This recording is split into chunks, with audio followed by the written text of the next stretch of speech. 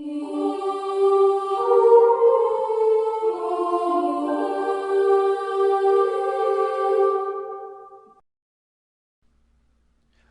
guys, so let's continue on with the texturing in this part.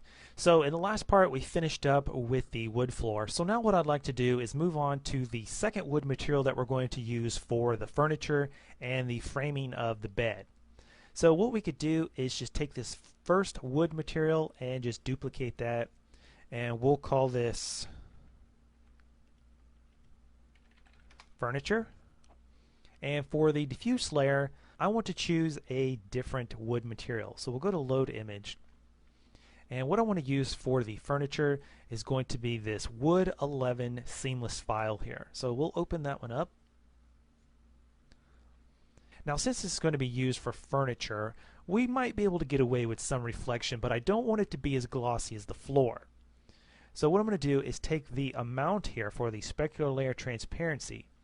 I'm going to take that up to maybe a value of 95.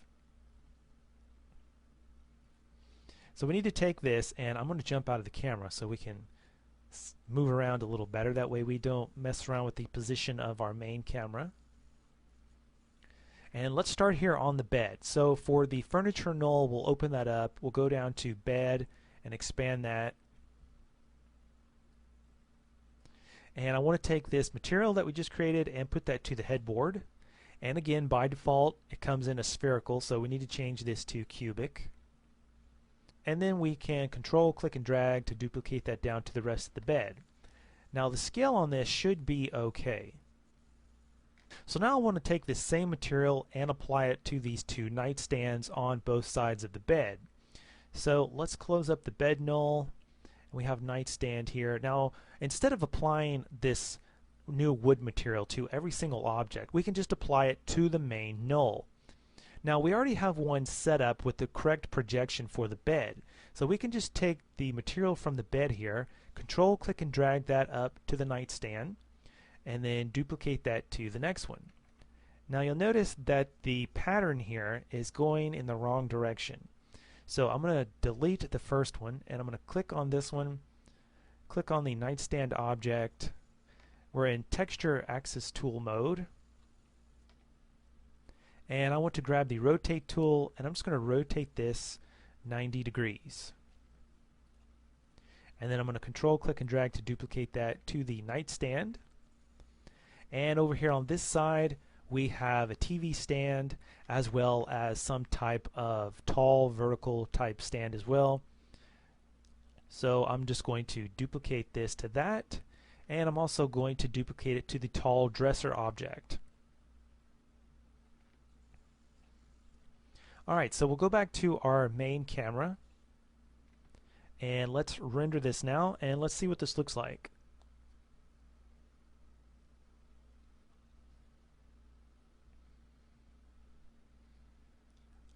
Now one thing right offhand that I've noticed since the very first time I started rendering was that the little render buckets are actually rather small. So we're going to need to go into the render settings to kind of change that. I would prefer to take them up just a little bit. Really quick, you can see that the wood material here actually looks pretty good. I'm happy with the way that looks. So let's go over to the render settings, and what we need to do is go to V-Ray System, and you'll notice here that the picture viewer buckets are 32 pixels wide, but the viewport is only 16. So I'm going to take both of these to 32, and we'll go back, and now if we render this again, now these buckets should be a little bigger. There they go.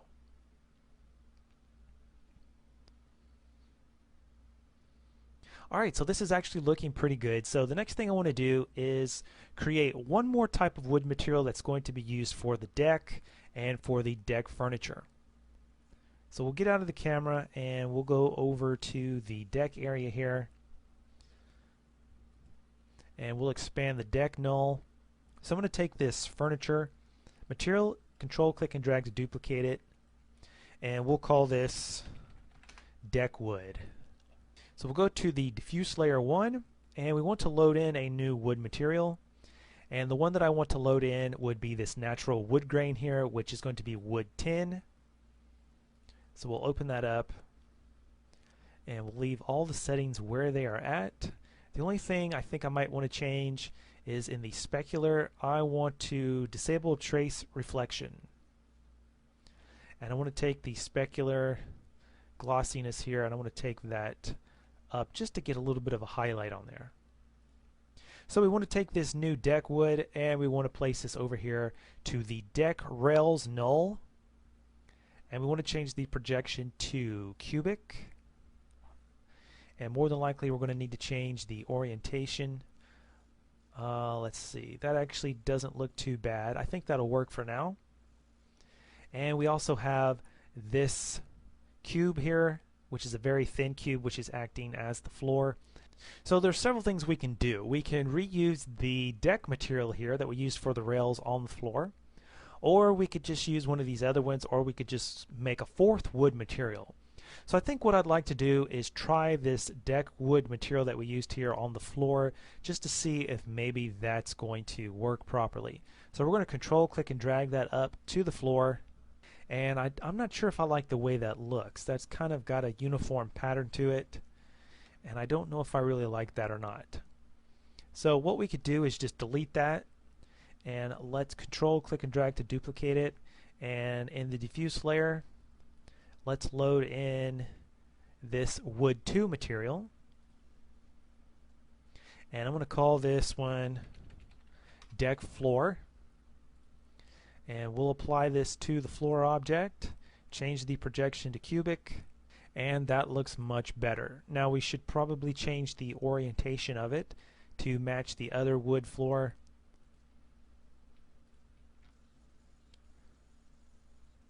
So we just need to grab the rotate tool, rotate that 90 degrees. Be sure you're in texture axis tool mode. And there we go. Okay, so now let's apply some of the wood material to our deck objects. So here we have 2 deck chairs, and we have the table. So for the table, all we need to do is just select the material that's on the deck rail object, put that on the deck table, and that will work for that. So now for the 2 chairs, we can go in here, and the 2 vertical pads on this one chair here, these need to have their own separate color because they're not wood. These are actually the padding for the chair. But for everything else, it can be the wood material. So we could take this V-Ray material here for the deck rails, drag it down to the null for this chair. We can also do the same for the other deck chair. And we want to create a material now that's going to be used for this padding. So we need to create a new V-Ray material. And I'm going to call this one chair padding. In the diffuse layer, I want to load up a surface which is going to be tile. And I kind of like the wavy look. So since this is going to be on the beach and there are waves, we need to go down here to the pattern and choose waves 1. And I'm going to disable the bevel, and I'm going to take the grout and the bevel width to maybe a value of something like 15. I think that will be okay. And for the different colors, for the tile color here for red, I'm going to change this to a bright blue color. For the gray, I'm going to change that to white, and we'll leave the black where it's at. So since this is going to be for padding, there's really no reason to put any bump on it because the camera is not going to be that close to it, and there's really no need for reflection. So what we'll do is we'll take this over here to the vertical pad, and you can see that needs to be changed. So we need to change the projection. Let's try cubic. And that really doesn't look all that bad. It's oriented correctly, but you can see we've got a little bit of a cutoff there. I really don't think that's going to be much of an issue right now. Let's control click and drag that down to the horizontal pad. Alright, that looks good. And we want to apply the same material to these pads over here. So let's open up the second deck chair. scroll down here to the head, butt, and leg pad, drag the material over, change the projection to cubic, and I just want to quickly see what that's going to look like when rendered.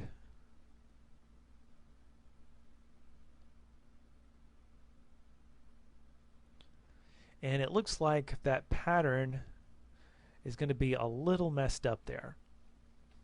So if we click on the material and we change the projection to UVW, it looks actually pretty nice here on the front side. However, on the sides and on the top, you can see that it is distorted and that just doesn't look right. Now we could spend some time to generate a proper UVW map for this, but I would rather just change this to maybe flat. And I think that will work for now. So we'll keep it at flat and we'll just duplicate this down to the other ones. And that looks pretty good. Okay, so that's going to be the same material that we're going to use for the rug here on the floor. But since the hair tag is going to generate geometry for us, and it's really going to slow down the viewport, so I'm going to save the rug for the very last thing in this series. There's really no reason to have all of that set up right now, because it's just going to slow the viewport down, so we're going to save that for last. Okay, so we need to move over to the bed now to put some coloring on the sheets. Now, in my original render, I just left all of the sheets a white color, and then I changed this sheet here that's hanging off the edge of the bed. I made that the same color as the blue part of the wall. So let's open up the bed null. So we need to go to Furniture, and the bed's already open. So we need to change the color here to just kind of be color coordinated with the room. So for the sheet, I'm going to use the blue material for the sheet, and I'm also going to use that for the pillows. And for the mattress, I'm going to use the white color. And I think that will look pretty good. So we'll jump back into our camera. And we'll just quickly render this to see what it looks like.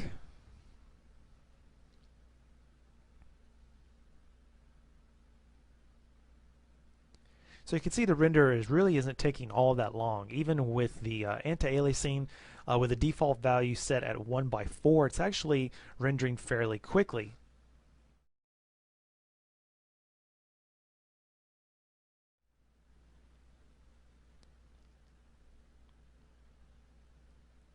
Okay, so that looks pretty good. So one thing that I quickly notice is that this wall over here is kind of blank. And I think we need some picture frames with some type of picture or something in it. So I think before we get to the rug, we'll add some picture frames on the wall just to kind of add a little more detail, because right now the wall looks a little too bare. Alright, so we'll jump out of the camera, and the next thing we want to do is just set up some material for our lamps here. Now for the lamp shade, we could just use the white wall material for that. So we need to go find the lamps. And the lamp shade is going to be that object number 2, so we'll just drag the white material over to there. And the same thing for this one here, which is on the other side. So we want to create a aluminum metal type look for these lamp stands. So we're going to create a V-Ray advanced material again, and I'm going to call this one metal. And in the diffuse layer 1, I'm just going to click up here to select the color, and I'm going to choose a dark gray type of color. And then we want to activate the specular channel 1, and we want to take the reflection glossiness and we want to pull that down a little bit, maybe to a value of 0.8. Take the highlight glossiness up and maybe to a value of something like 0.65. And I think that will work. So let's take this new metal material, apply it to the lamp null, control click and drag down to apply it to the second one. We could also take the same material and apply it to the clock. And we also have some railing over here for the sliding glass doors. So we need to apply that to those doors as well. So what we could do is go over here to the sliding glass door null and open that up. And here we have our rails. So I'm going to take this material and apply it to the rails. And I'm also going to apply it to these two sliding glass door objects. And if we expand them, you can see we have the glass object inside. So what we could do is go ahead and enable these glass objects. I had them turned off by default. That way we could actually see in through the top upper window on the ceiling and these two doors. So we need to create a new V-Ray material. And we're going to call this one glass. So we need to activate the refraction layer. We need to turn off the diffuse layer. And we can leave these settings where they're at a value of 1.6 here for the IOR. And we need to go enable the reflection layer. So now we can take the glass material and we can apply that to these two glass doors.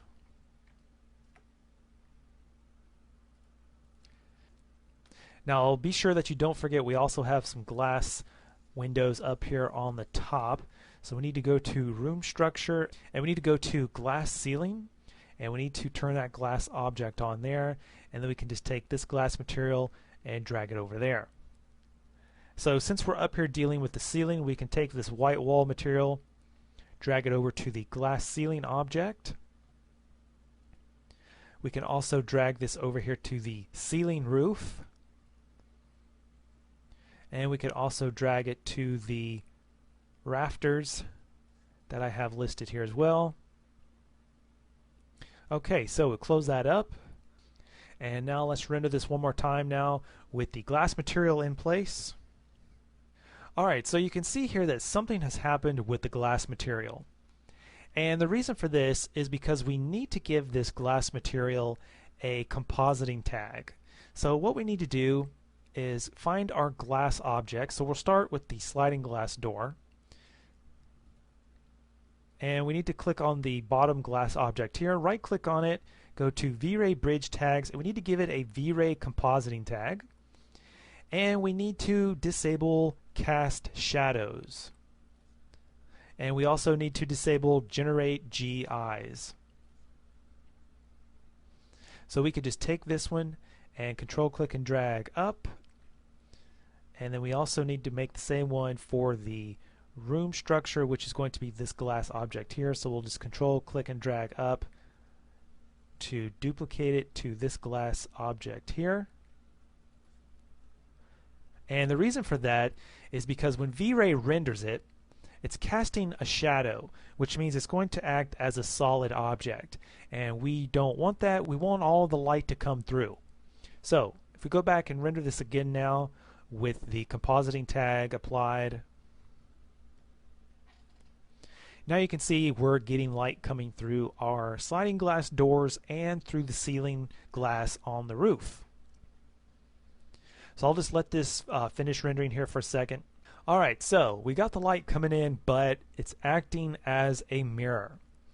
So in order to get around this problem, we can go into the glass material, click on the reflection layer, and for the reflection layer transparency, we need to take this value up. So if we take this up to maybe a value of, let's try something like maybe 80. Alright, there we go. So we will render this one more time, and now our glass should be appearing as glass, and it should also have a very slight reflection to it. Okay, so you can see now by just making that very small adjustment that we have fixed the problem with the glass, and now it's rendering properly. Okay, so that concludes this part, and in the next part we will continue on with setting up some material here for our TV screen that we have sitting on the dresser. We'll also put some material over on these plants, and then we'll make our picture frames for the walls. We also need to apply some material to our lights, and then we'll set up the hair for the rug.